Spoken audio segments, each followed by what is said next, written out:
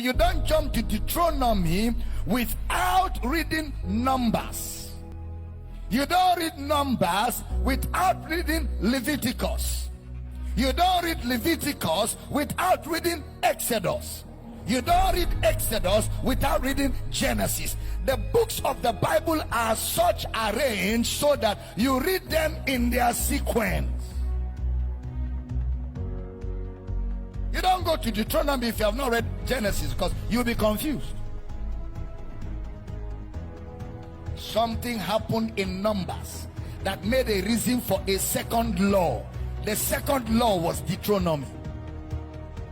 There was Exodus, Leviticus, then something went wrong in Numbers. And because of what happened in Numbers, another law was given in Deuteronomy. The book of Deuteronomy is the book of the second law.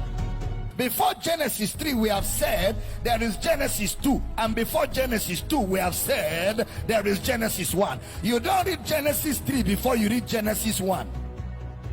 You read 1, you read 2 to understand 3. There's a sequence of thoughts, and there's a sequence of understanding.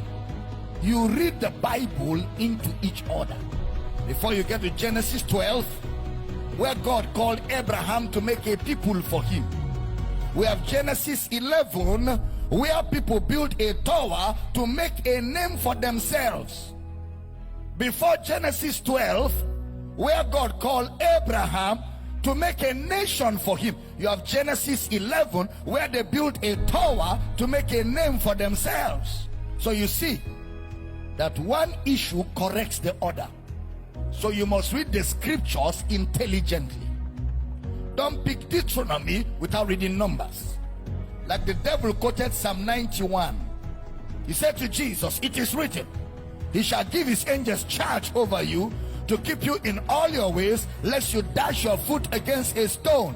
That is Psalm 91. Then Jesus said to the devil, before Psalm 91, there was Deuteronomy chapter 6, which says, "Thou shalt not tempt the Lord thy God." You should have read that first to know that you shouldn't quote for me Psalm 91.